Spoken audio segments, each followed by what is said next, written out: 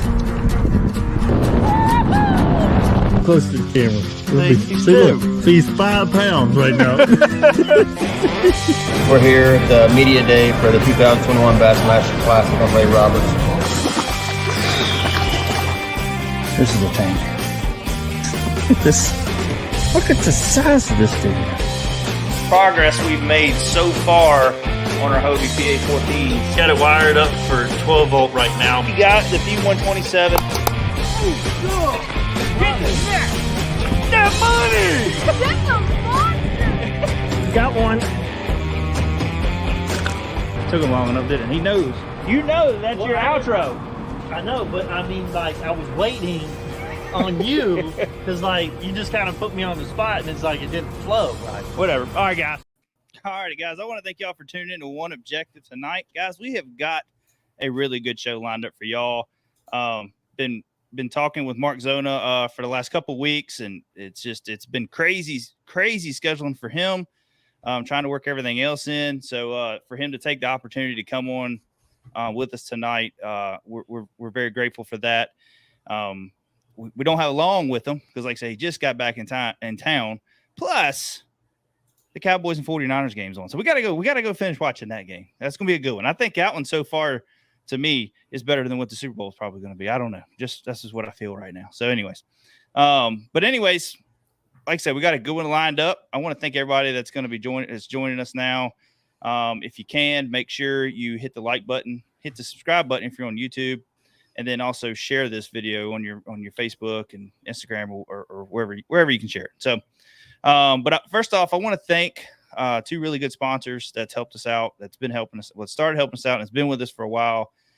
Missile Baits, they got everything you need, all soft plastics to catch the biggins. I mean, from shaky head fish or finesse fishing to flipping to reaction baits from like Alabama rigs and stuff like that with some smaller swim bait style baits.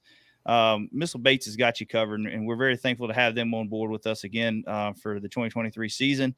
Also, Waterland sunglasses. A lot of y'all know that we just picked up Waterland. If you go to Waterland, check out all their sunglasses. They got several different frames, several different lenses for any kind of condition. So make sure you go in there, you check them out. Also use One Objective for 15% off at checkout. So helps support us, help support them. They're a small business as well. So that's one thing that I really enjoy working with Waterland and Missile is they're not a big corporate business. They're both small businesses, and it's great for us being a small business. It just seems right. So I really appreciate them coming on board with us tonight. So, but Chris, how you doing, man? We had a long day yesterday. Yeah, it was a long day. It was a fun day. Yeah. I mean, we had a good time. Me and my family and James's family and Chris and Brittany.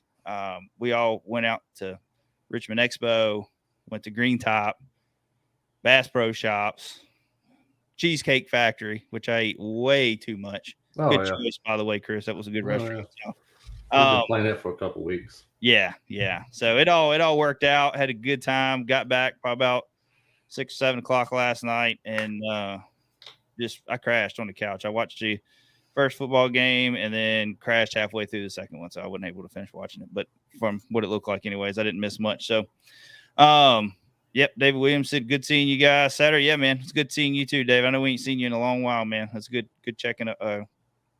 catching up with you. Man, I can't talk right tonight.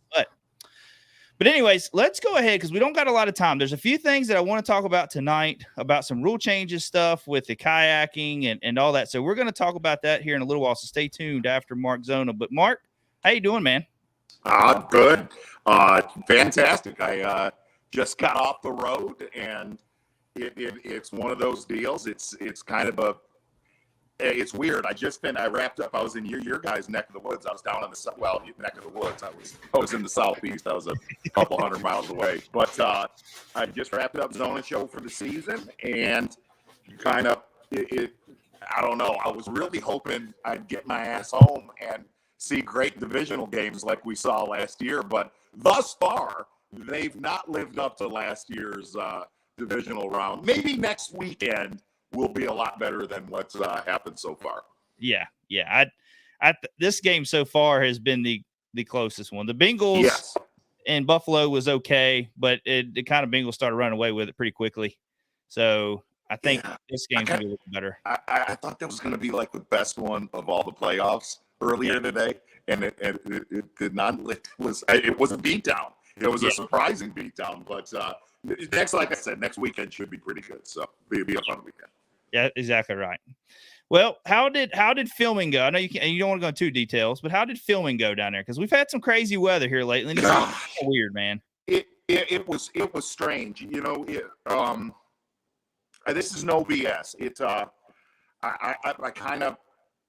When we go on a Zona shoot, you know, I try not to ever post pictures while we're there. I try not to. We lay very low when I tape, and I was supposed to go there on January 3rd, and I had an electrical issue, truck, boat, everything. So I said, you know what? And there was a lot of storms. You know, there was a lot of real bad rain that came across really Mississippi, Alabama. And I was going for any of your viewers. We were heading to Hartwell, and the storms were so bad. I said, you know what? I got to get this fixed. So we ended up postponing 2 weeks. And I went sight on. Don't get me wrong. I was with a pretty good fisherman on the lake, being Brandon Cobb. But Brandon hadn't been out there a lot at all. And I sort of kind of rather have it that way. I'd rather it transpire while we're there. And I actually got to, you know, in some of those early classics, I'm going to say all the way back to just past I think it was right around 2007 or 8. I started spending time on Hartwell because the lake, as weird as this sounds, and I said in the show, Cliff knows of this, the lake fish is very northern, very, very, very northern. So I had a pretty good idea what we would do. I had no idea, and I mean this, I had no idea how good that lake is right now. I hadn't fished it for like 3 years, but like I said, I spent enough time on Hartwell to know if you go during the week, you're a pretty good shot. You're going to have a lot of stuff to yourself. And I ran some old stuff. I know Brandon wanted to run some old stuff, and we taped the entire show in about 5 hours of fishing on one of my spots and one of his spots.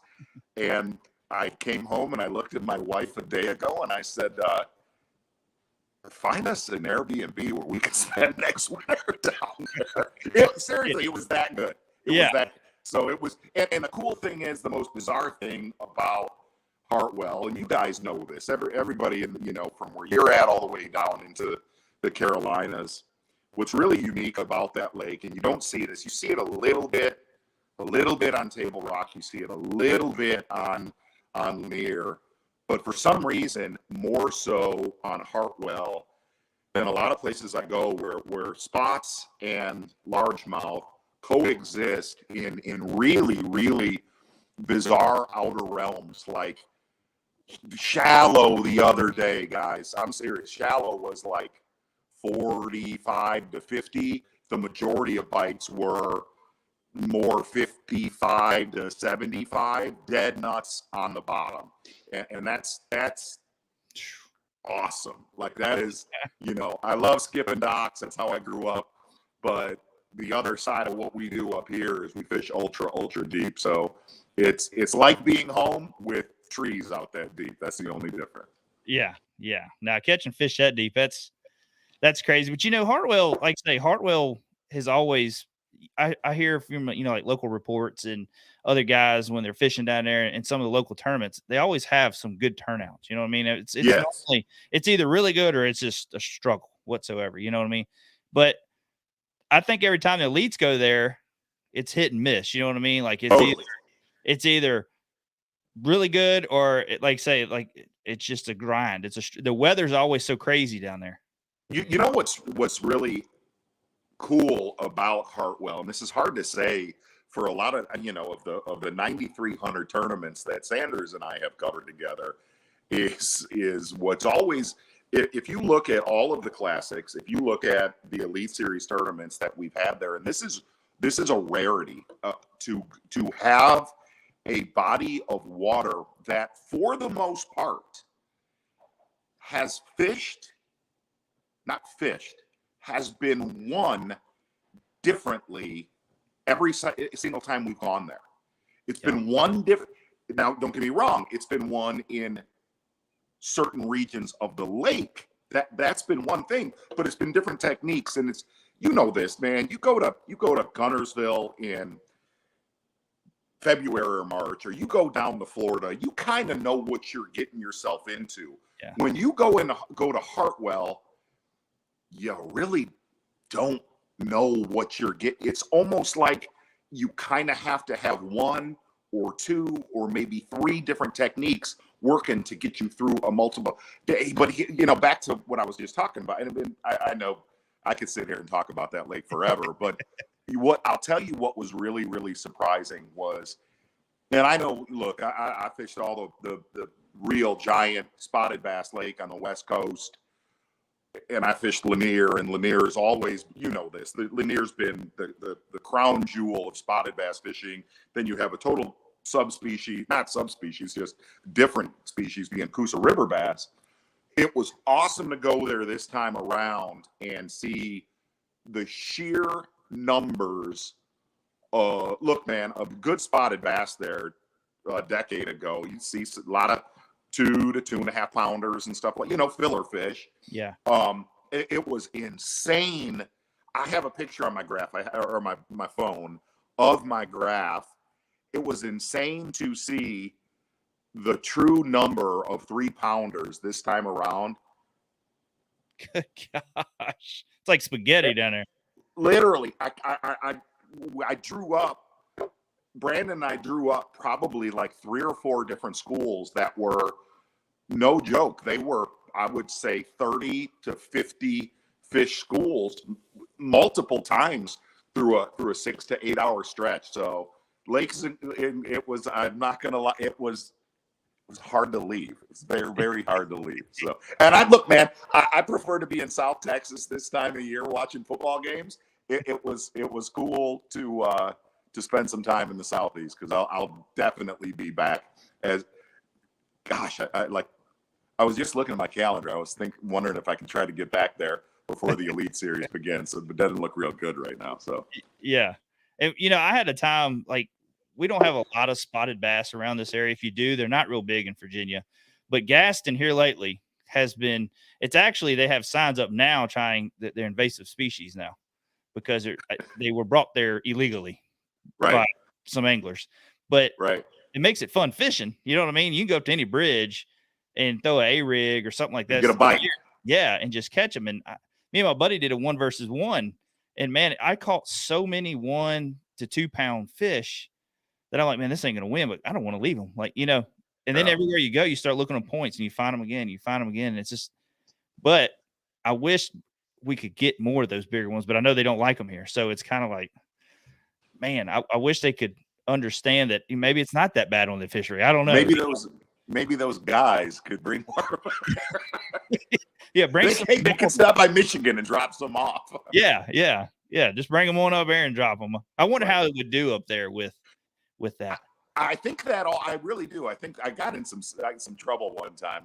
We were covering a tournament on Lanier, and obviously gobies have exploded the size of our smallmouth. And I made the comment on somebody was talking about blueback herring and some BS about that, and I said, "You imagine if somebody dumped a bucket of gobies in Lanier? Oh my! You would have thought, you would have literally." When I said that, I did mean it when I said it.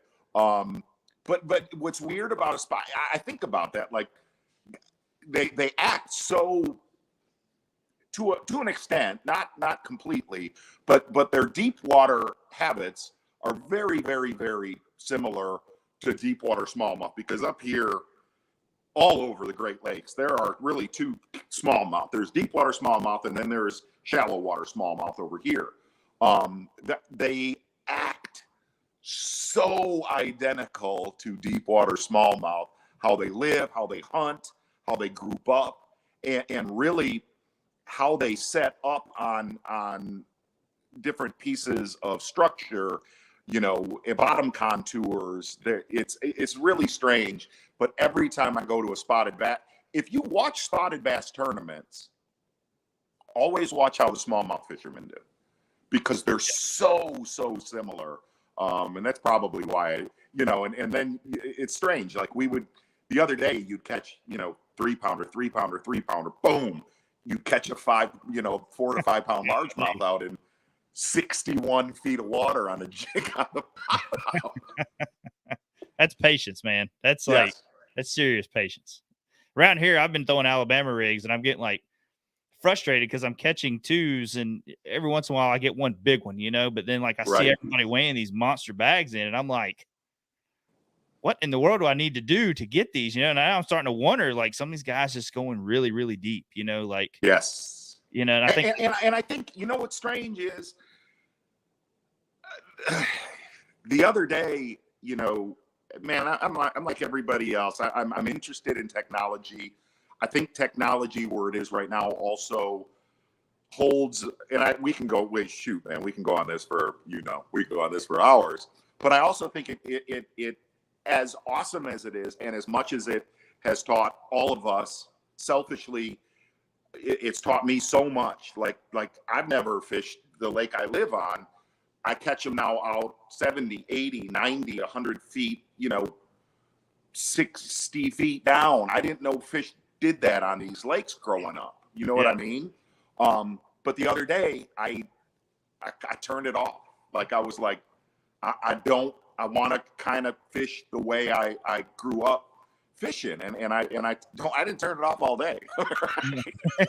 I had the flashlight on a little bit, but it, to me also, I'm totally going all squirrely on you right now, but it's strange because I think it's made fishermen lose a lot of their sixth sense. Man, I got to go run a set of boat docks. Man, that's why I think, and I really did. I screwed up. And I think back on it, I screwed up in the classic of all, we were talking about this, of all the classics, the one on Hartwell last year. And you don't know it really until the tournament's done. And you're like, crap, I missed that. I just missed it. And what I missed in that was, if you really looked at what Christie did in that tournament, is he used the highest of technology, and he used his total sixth sense when he would abandon it and go dock fishing. And what I've learned with live tech, even myself, and I know that you've got viewers that are going to watch this, the hardest thing is to I don't want to use the words I want to say. The hardest thing is to get off of the horse and say, I'm going to go back to what I know in bass fishing. Yeah. And that was what was special in that tournament. Yeah. And I fully can understand and know what you're talking about there, because I know, like, this time of the year, most of the time, I just pick a shaky head up or a crankbait up, and I would just go down to bank or a jig. And that's what I did. Now that I got it, I'm like, I got to pick an A-rig up, or I see him out here. I need to fish this, something different than what I'm sorry. Are you related to, are you my little brother? Could be. As addicted as I am to that. And now I'm kind of like, oh gosh, I was thinking about it the other day. I was like, I need to just cut this off and go fishing.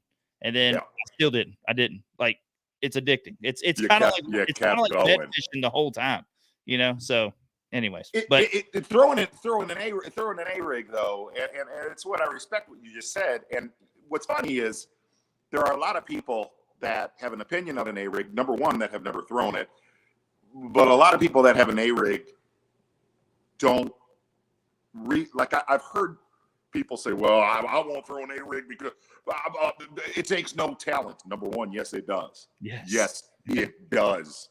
It does take talent. The other thing is, in A-rig, to me, two things. It's one of the, especially in a clear water scenario, early spring, late fall, that's when it really, really shines. But the other side of it is, it's just a great tool to find them. You may not even catch them all on it. It's a great tool to find where they're at exponentially faster than other lures at certain times of the year. Yeah. Yeah. It's definitely a search bait. Definitely for sure. We got one question here. Mark Tomlinson, question for the original Z-Man. What's your favorite old school go-to lure bait when all else fails? Gosh, it's so weird. On that week that I canceled shooting, I cleaned my entire barn and found stuff I hid from my kids hid from me back when I fished a ton of tournaments. And to this day, one of the best, I think, baits ever made. I really think this. I think a hula grub is one of the most forgotten, underutilized. Like a hula grub was a soft plastic stick worm, or this is for kids that are, I say kids, this is for 20-year-olds watching this. A hula grub back 35 years ago, that's what you threw to catch 5 bass and have a limit in the live well. That was like, it worked.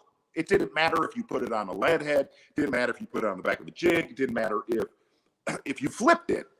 A hula grub, and it's still one of those, when I'm not taping, when I'm taping, the reason and this is not a sales pitch, the reason I've been with Stray King so long is their portfolio of lures covers what I use and where I go. Just because I'm not a regional show, I go, as far out from Texas to Oklahoma to Florida and New York. I need but outside of that, I still do, man. I'm a lure. My wife has no idea how much money I spent on lures during the first game earlier today when you and I were texting back and forth. But I would definitely put a hula grub at the top of it. An old school lure that I still throw. Hell, I do.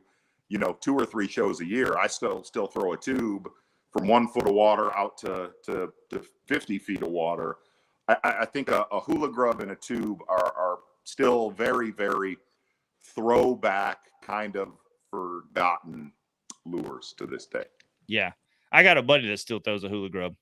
Like, I remember we went to Lake, Claytor Lake, and he threw that thing. And right. Plum out whooped me on that. And Claytor Lake is known as a lake of you throw 4 to 6 pound test line, and that's it, because the fish are so pressured, during the summer. And he was burning me up on it. And I brought me a few packs of them, but I still have never thrown them. But I got a few packs in the boat. Right. One day I want to throw them things. It's gonna be. Yeah, I found a bag of, and heck, I don't as much as I used to. But back when I fished tons of tournaments back in the late 80s and early 90s, all the way to 2000, I would take like a hula grub and take a toothpick and pick out flakes. I would get flakes out of it so it would dull. Like that stuff didn't mean anything. In my head it did. Yeah. But I found that, it's funny, I found that bag 2 weeks ago, just an old, clear Ziploc bag. I'm like, my gosh, that was from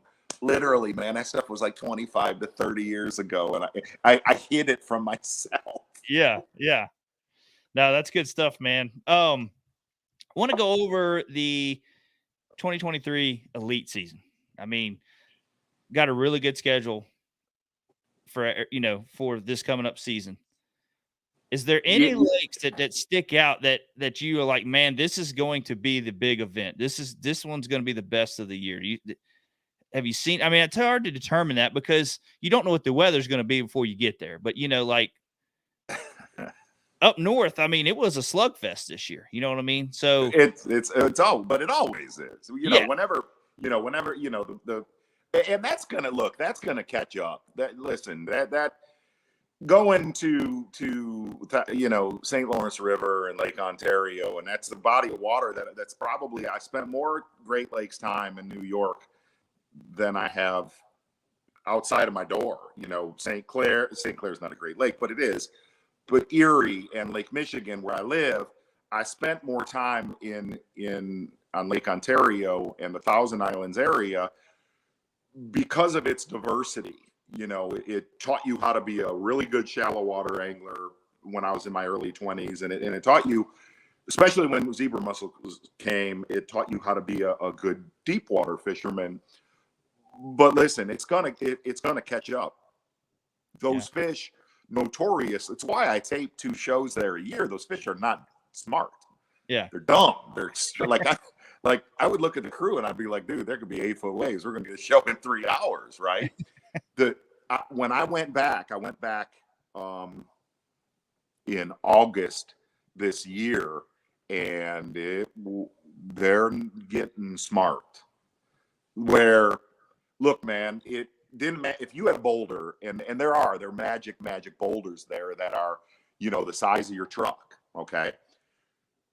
5 years ago, if there's 15 smallmouth on that boulder, whether it's in 8 foot of water or it's out in 28 feet of water, if there's 15 big ones on it, you're going to catch a dozen of them. Dude, you catch like 1 now. Okay. And it's funny. I was talking with Taku before the season was announced. I don't talk to the guys about when that season gets announced. I don't talk to them about bodies of water, but I was talking to Taku before the schedule came out. And I saw one boat out there like 30 miles out into the lake, and it was Taku. And I went by him. I was taping my show, and he came to the house, and we were hanging out. And I said, Taku, was smallmouth hard to catch this year? Oh, Zona, so hard. So smart. And I knew when he said that, even though that place is gigantic, you can look, dude, you know this. You can look at a schedule and there's a tournament there after a tournament after a tournament after a tournament. I remember, and I don't want to go on about this, but I remember when I would go there and tape Zona shows in August or September 10, 15, 20 years ago, dude, I wouldn't see 2 or 3 boats in a week.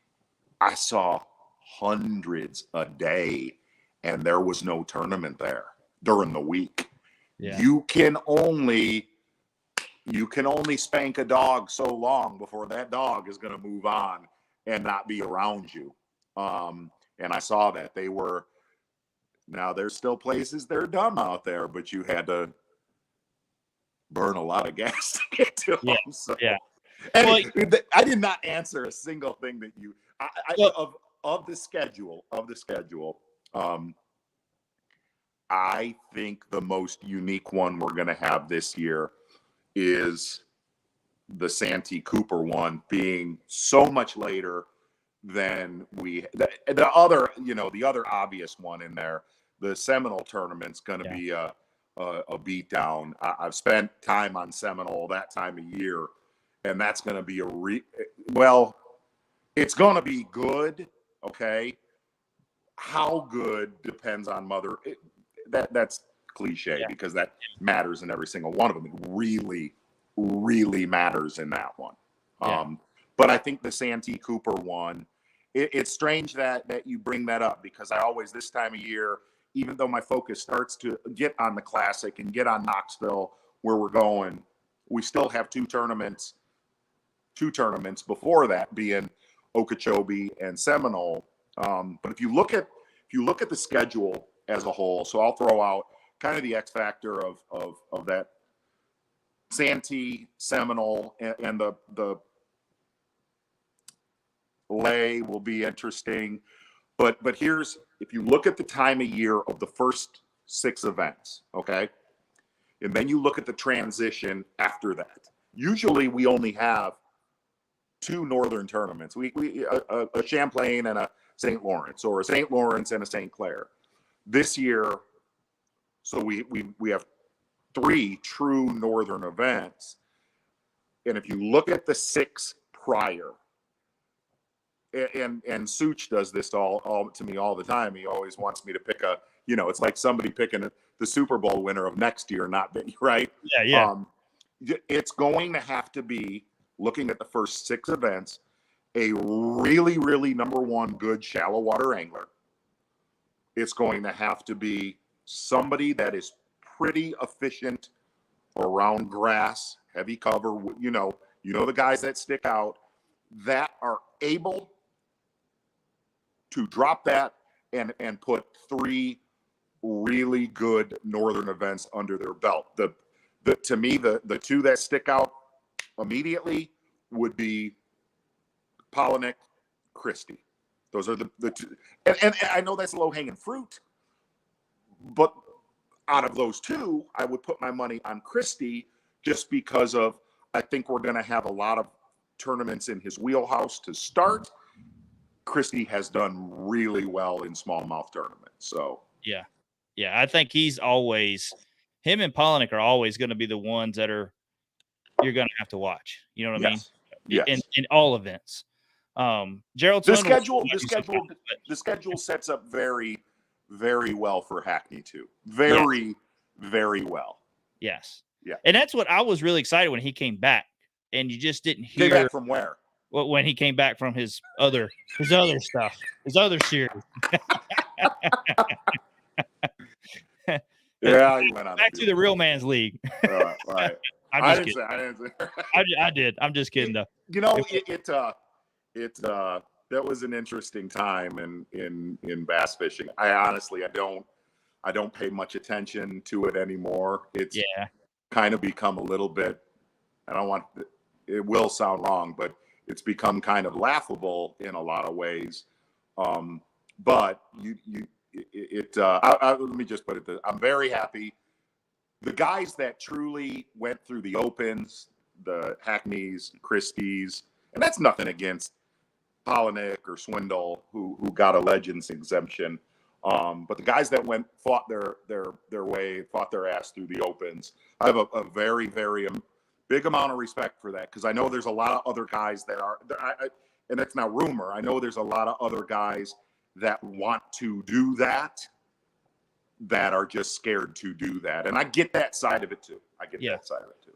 Yeah, it's definitely gonna be tougher now for them guys. But and I know you don't know much about the open stuff, but the guys that you're gonna get, not saying you didn't get the cream of the crop, but for sure now the guys that come through the opens are gonna be already on that level. You know what I mean? Should be. Yeah. I was one of the guys in the meetings, and I'll piss off friends that are watching this, but I've said this too.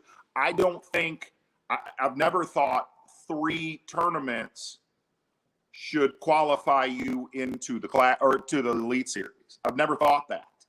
Yeah. For the simple fact that you can get on a little hot streak in your region. Yeah. Right. Now all of a sudden you're traveling all over, and you may not have been ready for it. Okay. Mm-hmm. I think the way it is set up now, if you just said it, man, you said it, Josh. If you qualify now, you're pretty dang ready. Yeah. I know we were going to try to get our feet wet this year at the Bugs Island event, and we signed up as boaters, me and my business partner. And I think we were all the way down to like 23rd on the list or something. We're still sitting at 17th for the last 3 weeks. Like, we're not going to get in as a boater. You know what I mean? Like, so we're going to have to go in as a co-angler. Maybe. Yeah. Who knows? I mean, it's got to be something right at the end to drop. You know? So, but it's like that everywhere. Like, it was 175 guys. I think that's what it was. 175 guys or something like that signed up for all 9 events. I mean, that's phenomenal. That's a lot of money out of 175 guys to do that. That's a lot of yes. That's you stole the word right there. That's a huge commitment, and most of all, it's a commitment that from our side, production side, and tournament side, the people that will be coming in, that they're the committed ones. They're the ones that will earn it to be there, for lack of a better word. It'll be, it's weird. I think about this now. I've done this so long with Sanders and Davey and the whole crew. I wish I was still doing it 10 years from now, 15 years from now, to see where it goes. Will I be doing it then? No. I will be in South Texas by then. But it's been awesome. It's been such a roller coaster through the last, it's been, almost half of my life. that I've covered that organization, and it's in a good place, as you just said, in a roundabout. It's been Bass is in a really good place right now. And I loved my early years, man. I loved certain tournaments back from, the mid 2000s, but really, and I mean this, the last 4 years of covering bass has been the most fun I have had, covering a lot of the new anglers and watching them go this way. It has exponentially been the most fun I've had calling tournaments with Tommy. Yeah. Bass has really stepped it up. I really enjoy following it. The live coverage.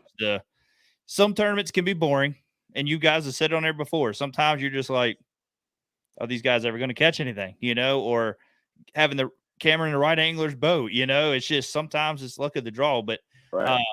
It is fun. It's still. I know those tournaments you speak of. Yeah. I was sitting there. You're like, my God, we're going to see. Hey, listen. What's funny is, I wish we could air the crap that we say during commercial break. I really do. Yeah. There was one time back in the first days of Bassmaster Live, I know our mics were hot, and somebody sent a message to Bass. Wow, the commentary during the commercial break is better than the commentary during. But look, you're gonna have, though. Here's what's funny is every time that we've gone to the Sabine, I'm the first one that bitches before we get there, because it's hard. It's hard. You're carrying 7-8 hours a day. I remember saying this. It might have been the last time we were there. I remember saying to Sanders, it was so boring. It was not there. I don't know. But I said, Tommy, you got to be killed by one of these horror flick killers. You got to be killed by Freddy Krueger, Jason from Friday the 13th, or Michael Myers. And as producers in my ear, he's like, don't go there, right? Don't do this. Don't. I said, no, I'm doing it. I said it out loud. I said, no, I'm doing this. I'm doing this. And here's the best part. Tommy answered it. Like he was that. But what's funny about those grinders is they end up close at the end, which creates, no matter what, goofballs like you and I will still tune in just to see who wins the thing. But it is at times painful getting to that point. I will tell you, I looked at the Scorpion, I looked at Karen last year. One of the hardest tournaments I've ever called in 20 years was Oahe last year. Oh, yeah. It was just a hard, and they were catching them, but every single look, and I goes back to what I was talking about live technology. It's great. Yeah. It's painful to watch. Yeah. Painful. Okay. And the problem with that was, so the top 10 anglers going into the final day. Now, mind you, we had already covered 30 anglers. They're all doing the same thing. Tommy, let's go from Chris Johnston over to Austin Felix right now, doing the same exact thing that Chris was doing and that Seth was doing. There was no, to me, the tournaments that don't have a lot of diversity, when you have, look, I can handle a total sight fish and slugfest, because you know what you're going to see. You're going to see 6 to 10 pounders, high fives, and fireworks. But those are also hard tournaments because you have to pick out the little things. What makes Drew Cook win? You know what I mean? Yeah. Why? I'm okay with that. But looking at a dude, all 10 dudes staring at their screen, and here's what I've had this talk with people. Whenever a cameraman, because I've caught myself doing this when I'm hosting a Zona show, when I'm staring at a live unit, okay, and sometimes I forget I'm actually hosting the show and I might have to speak, right? And my camera guy's talking to me. It's almost like when you're texting, right? You're sitting there texting, and someone asks you a question. You're like, "Oh yeah, no doubt, yeah." And that is what it's like when somebody is staring at the screen of their life. They're very They're focused. They're focused and very boring. Yeah. Yes. Yeah. I'll tell you, I'm going to name drop here. Unnecessary name drop. Danny Brower and I we're pretty close buds. We used to fight a lot when I covered him, and he was at first a hero of mine. Then he was a nemesis of mine. He was just he was hard to cover. He's in the moment, man. He's in it for every year I covered him. And I was a smart ass kid that when I realized we weren't buddies, then I really wanted to poke the bear, right? But we it's funny, when he retired, we became very close. And it was during that tournament on Hawaii, and he goes, "You are really struggling with this, aren't you, right now?" I said, "You have no," I can't say the exact words, but I said, "You have no," and it's weird. You'll always, and some of them, like that one was kind of unforeseen, that it was going to be that hard to cover. A lot of ones that you think may be really good ones to call and weren't. And then there's some that you're like, oh, this one might suck. And then they're the best ones of the year. So it's always different and very hard to predict what live ones are going to be phenomenal and which ones are, just a typical tournament. Yeah. Got a couple questions here. I want to get to one that just came in, though, because it's what we're talking about right now. Eddie J said, would help if all the units had video output like the Humminbird Apex units have, like where people, I guess you could sit in the corner of the screen and watching what they're doing. But I don't think no pro is going to want that. Eddie J, are you in our production meetings, Eddie J? Here's the problem with that, and it's a legitimate number one to me. You remember the World Series of Poker on ESPN back in the day, right? And they had that card camera, okay, where you could see the cards that the player had, okay? That changed the viewership from a couple 100,000 into the millions, the card camera. I think what Eddie J just said right there would 1,000,000% change the viewership of fishing tournaments as we know it. Okay. Here's the problem with that is what you just said. Number one, if that angler is not on that manufacturer of that depth finder's payroll, you know what he's going to say? Hey, how about no? Yeah. Let's start with no. And then there are obviously really good live technology fishermen, both organizations. You know who they are. Mm-hmm. They live by it. Yeah. You think they want people seeing what they're doing right now? Because every one of them is dominating. Yeah. Both organizations. You put a camera on that unit, he is going to crack the back of that cameraman's skull. Yeah. It would have to take a very, very big collaborative group of anglers, which will never happen. Working together will never happen. Yeah. Not as long as I'm in this industry. I've been in those meetings. Cannot work well together. cannot work with others. They would all have to come together and either say we're all in on this or we're not. What Eddie J just said, though, if that day comes, it would be one of the most interesting things you would ever see, I think, in bass fishing. Yeah, it definitely changed for sure. Yeah. Bob Risky says, who most excited to watch at the Classic this year? Bob Risky says, who am I excited?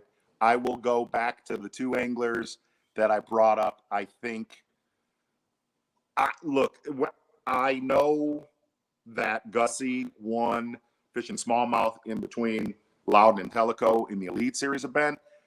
Kind of a hard to ever see that happen there again. It just is. Yeah. Because where he did it is where that something like that, I'm not going to say fluky, but he got on something all by himself. Is that going to happen again? No, because I think probably every local has throttled that lake doing that. Loudon and Tellico are still, even though they call it a lake, it's still a river. And we're going there in the spring of the year where you could have pretty good color, pretty good, flow.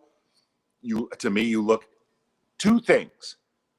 Who's going to excel in those situations? Shallow water could be a little bit dirty.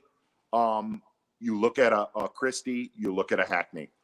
Who can handle the pressure of the Classic in conjunction with probably the way that body of water is going to fish? Those two would be the one. And if I had to pick out of both of those, I think Hackney has to win a Classic in his lifetime. Yeah, I think he knows that. He would be the only one to win Angler of the Year, Bassmaster Classic, FLW Cup, and FLW Angler of the Year ever. Nobody's ever done all four. I think he knows he's only got so many more shots at the end zone. So yeah. I'm gonna go. Maybe it's sentimental just because him and I party together. I don't know. Oh yeah. So yeah. Who knows? Might be that. Be that too. Well, I think you're right there, and I think Jason Christie is going to be a hard one to beat now because he's got that one under his belt. Yes, that pressure's off. Agree. I think that he's going to be a hard one now because he's got it. He's won it. So now the nerve is gone. I mean, you'll still have that nerve. Day 3, you'll still have that nerve. You got a chance of winning again. Yeah, what's strange about the Christie thing though, and again, we try to stay very unbiased. Yeah. Jason and Greg they're buddies of mine. They're buddies of mine outside of bass fishing. And really, I did say this in the broadcast of that tournament last year. If you really look at the story of Christie, the last couple years, it's so improbable. It's so like you couldn't write it. Yeah. He leaves for his field trip, okay, after losing the Classic at Lake Hartwell, okay, that he should have won. Dude, he should have won that tournament. Just is what it is, what happened. Leaves, goes on the field trip, requalifies the first year he gets in the Opens, comes back to Bass, wins an Elite Series, then goes back to the lake. Back to the lake he should have won the Bassmaster Classic on and wins it. Dude, that's like a Shawshank Redemption movie. Like at the end, you're like, did that really happen? You know what I mean? Yeah. Like we could have went anywhere. We could have went to Fort Loudon. We could have went to Gunnersville. We could have went to Grand, whatever. Well, Grand Lake, he almost won there too. But you see what I'm saying? And I guess the point I was going to make is the odds were so astronomically against him for that to come together like that. You almost could see it happening again this year. You know what I mean? Yeah. You could see it. We've had repeat winners for the last several years of a Classic. You know what I mean? Like, right. It's been crazy. But let's get to another question. Scott Butcher wants to know what angler is going to have a breakout year this year.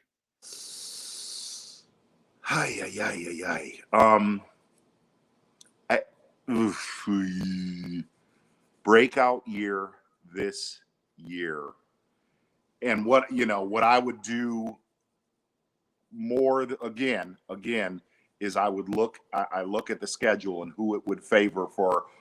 And this angler has won. Heck, he won last year, but as a full body of work, I think Lee Livesey is somebody that is capable of a run. I think the nemesis for Lee is when he comes up where I live. But if you look at those first 6 events, there's 6 events, dude. Lee's a hammer. Everybody knows him as Lake Fork Lee Livesey. You should know him as that. He's a Texas man. He's a Texas man, but Lee Livesey is a hammer. if he could put that piece into the puzzle of smallmouth, I think Lee's going to be a handful the first 6 tournaments. Yeah. Yeah. I think you're right. He's a good angler. I've really been following him with his YouTube channel he started, and he stays with a good group of guys too. Yes. With Caleb Summerall and Yes. Marty Robertson and all them guys. Like it just. I'm gonna throw one more. Now my brain's on this now. From your area, if you look at the schedule this year, Porosnik's going to be a handful. Yeah. Porosnik is a guy that should hold an Angler of the Year trophy. Yeah. He's a that great shallow water fisherman. Dude, he's friggin' one of the finest smallmouth fishermen in that field. He really is. And it just, it's interesting because he was dominant. He was very consistent on the Elite Series. When he went on the field trip, he won hundreds of thousands of dollars and left the field trip and came back to bass. You just feel like he's an angler. If he gets on a ride, that he could boat race the field and take a lot of, especially with the bodies of water and the diversity that we're going to see this year. I'm going to throw Livesey to the side, and I'm going with Porosnik breakout year. Yeah. We're going to see. We're going to hold you to it. We're going to hold you to it. All right. We're going to get 2 more questions, and I just want to ask you one more question because we've gone way further than I wanted to. Because I know that you just got back and you didn't have a lot of time. She's staring at me. I know. I'm sorry. No, there she is right there. There she is. Yeah. There she is. I'm sorry. You put me on the spot now. Now I got to hurry up. Got another question here. Mark wanted to know who was the GOAT back in the day when you were a kid growing up watching bass fishing tournaments. No doubt. One guy. It's weird. He fishes bass this year with one guy. It was Larry Nixon. Without Larry Nixon, I'm not doing I'm not in this industry. I remember living on the south side of Chicago, watching when Larry Nixon won on the Ohio River. I want to say it was 83. I was 10 years old at the time. And I looked at my parents and I said, I'm going to do something in bass fishing. And my dad was like, no, you're not. You're not doing that. Yeah. And he goes, what are we watching right now? Right. Yeah. I think he still does that. I think your dad and my dad were brothers because I'm kind of like, Dad, the whole time I was growing up, I'm like, man, I'm going to make it in the fishing industry one day. And he was like, it's hard, man. I don't think it's really tough. I think I just work on your career. I'm like, I took my dad. I'll be fast. I took my dad to an event 15, 16, 17 years ago on Lake Amistad. And Tommy and I covered the event, took my dad out to dinner. He looked at Tommy and I, and he goes like this, y'all get paid for this, huh? Hard to believe. Anyway, Larry Nixon, by far, and Larry knows it. I've talked to him about it, and he's going to come on the Zona show this year. He was a driving. I don't know why. Larry's a normal dude. He's a wickedly good bass fisherman. But he was just somebody like growing up. I'm like, that dude right there. And that's no offense to. I actually had to do an interview about this. Why did Larry Nixon do that and Rick Clunn didn't? I said, because I wanted to see Rick Clunn lose. And I hate saying that, right? Rick's a friend now. But Larry Nixon was like, he was the dude. He was, he was the Walter Payton. All right. Last question here is, when are we going to see Zona and Milliken in the boat together? That conversation has to be happening already. He had trick fishing. He has contacted me, and one of these days we'll probably do that. I have a lot of respect for what he's done. That's a hard gig, man. To grab a bunch of GoPros to start. I think he's from Nebraska. and say, I'm gonna pull all the roots and I'm gonna move down to Texas. Yeah. Number one, Texas is not all that welcoming to you to say, hey, welcome, come on in, fish all our lakes, do some YouTube video. No, Yeah. they don't like that. Mm-mm. I trust me, I know I'm in Texas a lot. That day will come though.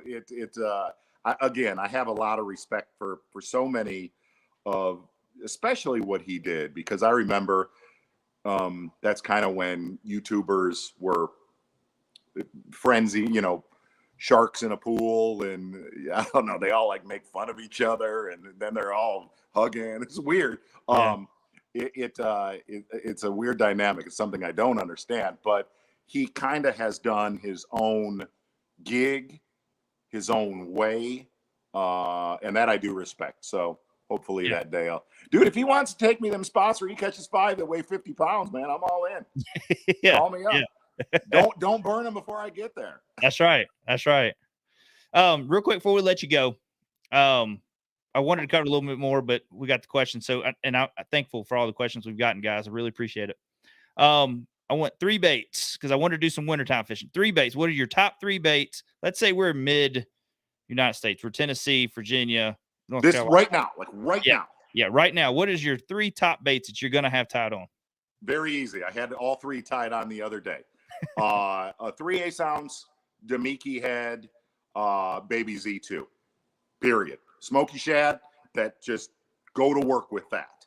Number 2 would be a 3.25 Rage Swimmer on a 5/16 ounce ball head. Number 3, 3/4 ounce tour grade football jig, color green pumpkin craw, baby Rage Menace trailer. Does not have a lot of action, subtle cold water jig. Those are the 3 I would have tied on because I had them tied on, and I'm gonna somehow go fishing again before the Elite Series begins down in Tennessee. And those are the only 3 baits I would throw. Awesome. I really appreciate that answer. Mark, I really appreciate you taking the time with us tonight, man. I know we said 30 minutes, and here we are. Well, how long were we? Josh, come on, man. The game's sorry, on. man. What quarter are we in? Is it fourth quarter like, now? I don't know. I turned it off because I would have just stared. Oh, my God. Man, you're killing me. All right, man. Well, I appreciate it, Mark. Look forward to seeing you down at the Classic. I always try to get there behind you guys when you're all filming and doing something crazy sometimes, but I don't think I ever make it on the show. So let me give you hold on. Before I leave, let me give you a story that happened at the Classic last year. True story. We are at a commercial break. Johnny Morris came, they have the Classic roped off, right? Yeah. This is a true story. I have a picture on my phone of this. It's roped off. Johnny comes under the rope, the barrier, runs to the set to give me a hug, and the set manager attacks him because she thought he was a nutbag fan. And I screamed out loud. I said loud, no. So she thought I meant no, stay away to this dude. So she goes hard. Dude, and she's a beast. I mean, full-blown muscles, cardio, right? She bear hugs him, puts his hands behind Johnny Moore. This is dead serious. Puts his hands behind his back and puts him against the ulterior stage. It was like the best 30 seconds ever. Like the dynamic that was going on, you could not have made up. You know what I mean? And then you got to keep a straight face when you go live. You know what I mean? Like, well, then I just pulled him up on. It was funny. I pulled him up on the set. I said, Johnny, join us on live. And he joins us. Hey, how you doing? Thanks for having us. Good tournament. And he goes just like this. Okay, I'm done. We're live, dude, on Fox. He goes, okay, I'm done. And he just gets up and walks off.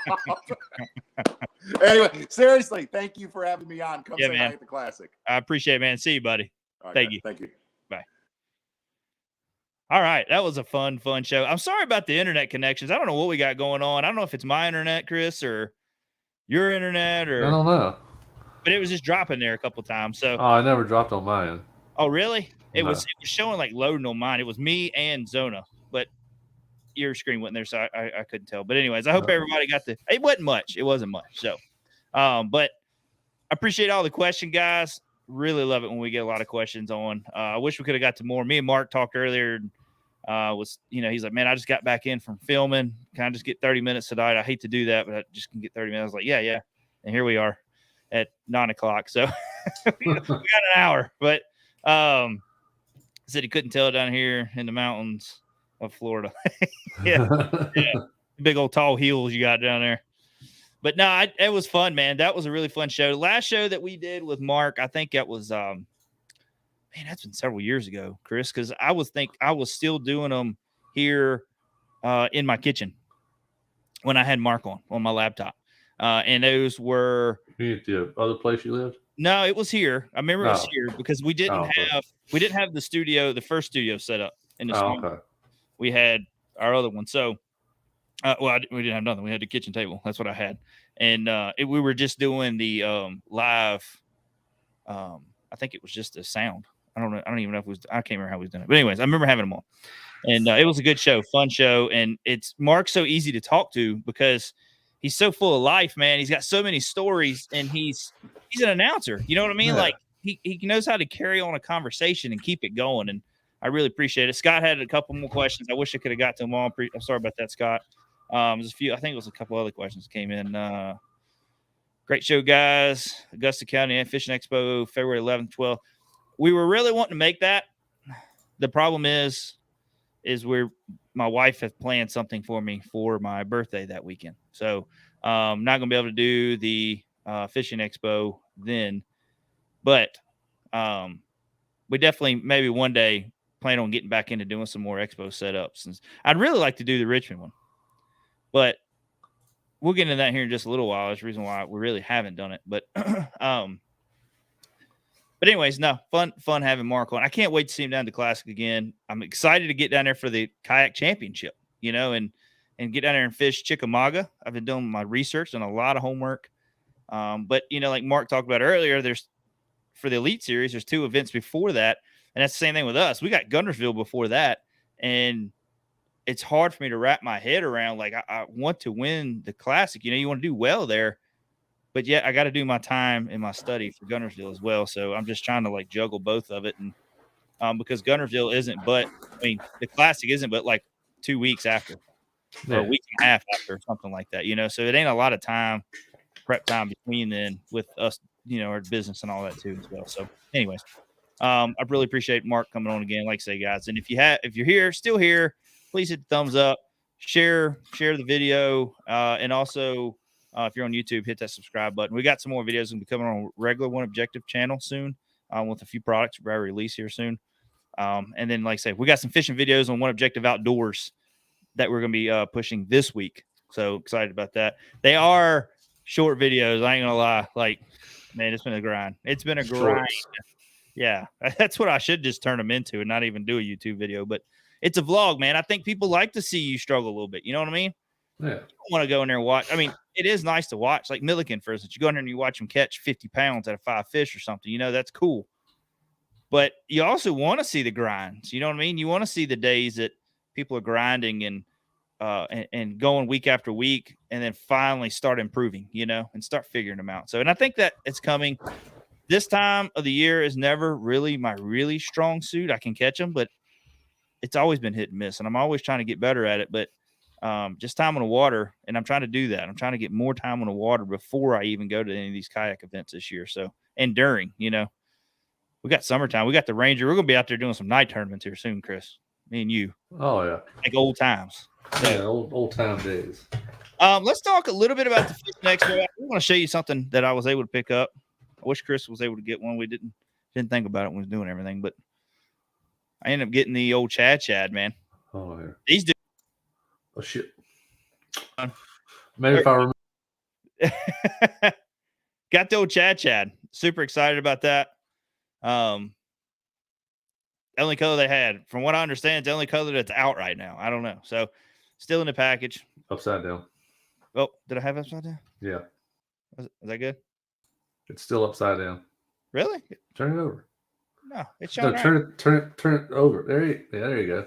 I was Chad, just debate that way. well, you can't see where Chad shed. It's Yeah. upside down. Oh, I'm sorry. It's all right. Chad. Oh, they put it in the package backwards. Never Well, mind. I probably did because I took it out looking at it last night, Oh, okay. admiring it. You know what I mean? Acting like if I was a fish, Yeah. Anyways, we got some good scores on some baits from Bass Pro and Green Top. That's where we did most of our shopping. We didn't buy nothing at the expo, did we? No, we didn't get nothing. Oh no, I'll take it back. We did get some Profound baits from Timmy Horton and them. Yeah, So, you and James, I didn't buy nothing. yeah, we got just some topwater stuff. I love their poppers and all that. So That bait really hasn't come out yet. The Chad Shed, technically. Yeah, no, it's like just now coming out. Yeah. I mean, they just got them and we're starting to release them. So, yeah. But couple things I just want to address, and I'm not going to go too deep into this right now because I don't know what the rules are going to be like for bass this year. And, Hobie come out with their rule release and their, I'm not going to go deep into their rules because I haven't really read into all of them. I'd like to get the paperwork and just read it. We're not fishing on the Hobie stuff this year. No, nothing towards them, or not that we didn't like it. I enjoyed it. I had a great time. But just, we're just going to fish bass this year. I'm focusing more time on trying to do a little more family time this year. So we're just doing one series. And then I want to get my son into some of these night tournaments as well, like these Friday nighters and stuff. So, and hopefully maybe my daughter will get involved with them as well. But I did want to go over just a little bit. I seen, man, I've seen some comments that people have made that have gotten really, really butthurt about some of this stuff that's going on with the rule changes. And it seems like the biggest complaint I have seen is the designated ramps. And yeah, Craig, I'm sorry, buddy. It's kind of spur of the moment thing. We just went up. We got up there super early. And then we went and was just kind of doing a thing with the family stuff, just kind of spur of the moment. So I do apologize for that. But anyways, the biggest thing was like, it seemed like a lot of people was complaining about was the pre-approved ramps for the Hobie stuff. And there was some comments about people getting upset because they got their butt whooped in a crescent and, this and that. And man, I've been in this game long enough. Chris, me and you've been up there to the lake and seen some of the biggest pile of junk boats with people. Ain't got no carpet. Boat looked like it been sitting in the side outside in the freaking for 30 years. You know what I mean? Yeah. Old Johnson motor, and them old guys will come in and win. It don't matter about the boat. It don't matter. I don't think nobody's upset that nobody, Drew Gregory pretty much whipped everybody's ass in a crescent. You know what I mean? Like that don't bother me. I could care less about it. To be honest with you, as long as the rule's the same for everybody, it really doesn't bother me. I know for a fact that I cannot get to some of those spots that he got into with my boat. I got to put it in with a trailer. It's so heavy. Not unless I use the Lynx or the Outback, which we could use those. Me and James have always fished big water and big boats. You know what I mean? So that is our strong suit. So for them to do designated ramps, it really doesn't bother me.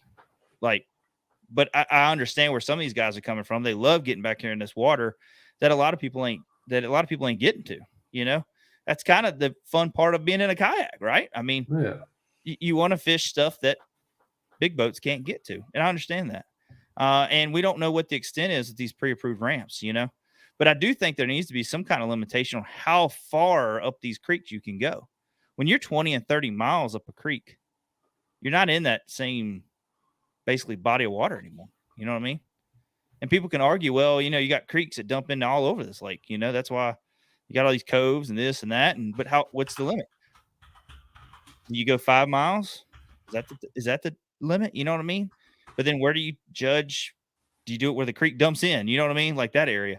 Yeah. So many variables, man, that you could gray line it. And I think what they're doing there is they're just trying to knock out the gray lines, the stuff that people can kind of get around, and that's just basically where we're at. And it's on us for having a kayak that's so big that you got to trailer it. That's not Drew Gregory's. That's not Russ Snyder's. That's no one else's fault. You know what I mean? But I do think that there had to be some kind of limitation. Hell, at least we're not blasting off at the same ramp. Oh, yeah. I mean, that could be a cluster frig all day long. But I mean, it could be wild too. You know what I mean? Like you're going to see who's going to get it done. But, if you look back, yeah, Drew Gregory won a lot of those tournaments, getting in those spots. It's hard to get. But if you look at some of these other events that some of these other guys and girls have done good on, I mean, they're out there putting in the regular ramps, fishing the main channel. You know what I mean? The main lake or the main creeks of the lake, shall I say. So I think that, in my opinion, I think it's a good thing. I know some people don't like it, and I can understand. And I'm not here to agree or disagree. I just, for my opinion, I think it's good. I think we need to have some kind of shut off to where if you're putting in the back of a creek, you go up as far as time will allow you, or as far as the creek will allow you, and go from there. You know what I mean? Because that's kind of like, really that's what a bass boat does. I mean, we've shot up in some tight stuff, man. I've been in some federation tournaments with co-anglers that have shot up in some some stuff that's like kayak water, So Yeah. I mean, they'll do it. So, but yeah, that was kind of my biggest thing I just wanted to discuss with that tonight was like, I just want to give my take on it. Cause I've had people ask, what do we think about it? And in Hobie, for instance, they're increasing their entry fee. I think it's a good thing. My opinion, I think what Hobie and Bass have right now is really good. I think what needs to happen is there still needs to be a series that is, like right now we're doing the top 3 out of 5 events, or the top 4 out of 6 events, or that's not word for word how it is in these events, but that's very similar how they're doing it. I don't like the drops, but I know they're doing it because it's kind of like a working man series. But I think we need to have that pro series. These people that do really well in these, that fish every single one of them, I bet you if you put an entry fee at $1,000 and have some good amount of sponsors, and you got the entry fees there, and let's say you got the top 100 of this, and you make it into a full-fledged, basically professional kayak series, I think, the $295, if you can't afford the $295 entry fee, kick back and go and fish the club stuff for a little while. You know what I mean? Yeah. Like because if you're already struggling with going and fishing that, it's not for you, because if you're not on your game, or what, these people will knock your teeth in. Believe me, I know. We fished both series, and on the Hobie side, we got our teeth knocked in. I don't know what it was. We just could not do well, but we fished against some of the same people in the bass stuff and could do okay. It was just the events. You know what I mean? They wasn't lining up. I was happy with what was the one? Was it Winnipesaukee? That was Hobie. I can't remember if that was Hobie or Bass. And then that was Hobie. And then we had Wolf and Fox, which was Hobie. We did okay in those, but man, the other one we got our teeth knocked in bad. So, anyways, but I mean, these guys knock teeth in. If it's good to go fish 1 or 2 of them if you're just trying to get into it. But I would definitely start at the club level, see if you're ready to go and fish these other ones. And then that way you can put the money down and know that you got a chance at winning these things against these people, because they're tough. A lot of them are tough. I'm going to say a good 30 of them on a regular. You know what I mean? People go in and who's the most you're worried about? Most of the time, I'm not really worried about one person in general at all. I'm just worried about going into trying to catch 5 good fish. But it's always 30 of them that I could, about name off, that you got to worry about. It's just depending on the body of water you're on and what their strong suit is. You know what I mean? Bob Rixey said the defined ramps are a good thing for trails. Hobie or Bass want to create a pro series that extends defined ramps to the public access. I can't compete with that with the little time off I have. The point you just made. Yeah. I mean, it's tough. It's tough for a lot of people. I mean, for us, we got our own business. It's still tough. I mean, it's only 2 of us, so it's really tough for us to get away, and shut down for a couple of days to go fish these things. But that's kind of what they're wanting, is the people that are committed. And I think that you need something like that. So when people fish every event, I don't know. I don't like drops. We had that stuff in club tournaments, and I hated it because guy could have a killer year. You know what I mean? Yeah. So you lose something. I think a guy that has a killer year all year long fishes every single one of them. I hate when you have to drop a tournament, because sometimes it does hurt them.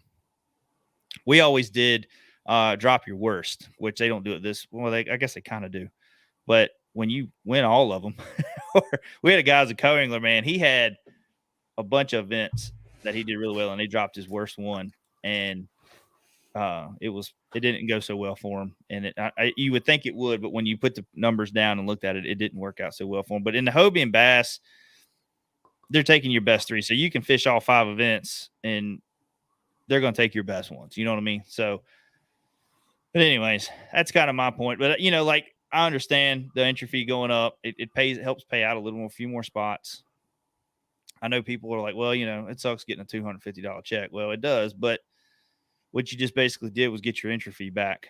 Well, not on Hobie now, but if you won $295, you got your entry fee back. Granted, you spent a lot of money in gas and lodging and food, but now you got that money back to go towards your next event, Yeah. So you just got to kind of look at the aspect that way. But I do like the no communications with everyone regarding the fishing during tournament hours. I think that's great. I don't think no one should be able to call anyone unless you have an emergency or you got family calling you needing to talk about something, But when you're on the water and you're catching them like crazy and you're telling your buddy to come over there and fish with you, or they're in this area because such and such over there is, 2 or 3 of the leading guys are here and they're catching them. We're in the right spot. So you need to come over here. I don't like that. Or you're catching them off a buzz bait and your buddy's throwing a shaky head and he ain't getting nothing. And you call him, hey man, I'm catching him off a buzz bait. And he starts, doing good. I think it needs to be up to the anglers to make those decisions, not a buddy calling. You know what I mean? So I think that's great too. There's a few more rules, but once that rule list drops, we're going to go over it and talk about it, and some things I really like. But I think the defined ramps for me, I really like it, my opinion. So, but anywho, I don't think we got anything else to discuss, do we, Chris? No, I don't think so. It was good. It was a good show. I had a good time talking with Mark Zona. Like say, if you guys haven't yet, make sure you go check out waterlandco.com. Check out all their sunglasses. I love mine. Love my sunglasses. I actually got, what was mine? I don't have them sitting down here. Mine was the green lens. What color did you get on yours, Chris? I can't remember what the name of the color was. I don't remember the name of it. Yeah, but I had it right on my head and then I just forgot it. But anyways, Yeah. They got the blue, green, and then they got like a grayish. I think I might have got the green ones too, if I'm not mistaken. James got the blue lens. I'll have the name. I'll get the names right next time. I'll write them down. I can't remember the names right off. But super, super great company, small company. And, but anyways, they reached out to us and wanted to come on board and work with us and have enjoyed every minute of it. So just make sure you get there and help support the channel because they support us. I want to support them. Just use promo code OneObjective to get 15% off. And like I say, they got all kinds of different frames. I mean, they got a bunch of different frames. So depending on if you like some that wrap around your head really good, or if you just like them kind of sitting out there in your face. Then they got some of the ones I call them like the big goggle style. Oh yeah, it's like the Pit Viper simulator, Yeah. So they got everything, man. So make sure you go check them out. Also check out Missile Baits. You can check out Missile Baits either on their webpage, missilebaits.com, or you can go to oneobjectivebf.com and check out all our tackle that we have. And we've had a lot of questions about our nav lights. If you haven't signed up for our email list, you can do that. That way we kind of let everybody know the new products we got in stock or stuff we just got back in stock. We've been out of stock for a while, and our nav lights have been one of them. We got them in. They're going fast. So make sure you go check them out. They're 12-volt system. You just wire them into your switch, and they're bright. And they work perfect on our mount. So anybody that's, wanting to put a bow mount on their kayak, we got you hooked up because we got the lights. When you put your mount on, you lose your handle, right? So we got our handle on ours.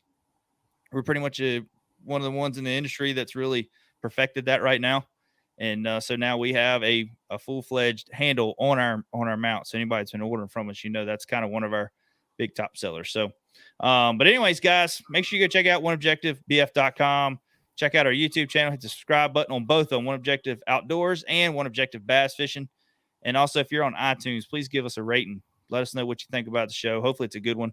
And give us a 5-star there if you don't mind. So, other than that, we'll talk to you guys later. Y'all have a great, safe weekend or week. And share some fish pictures with us. See you later, guys. Bye.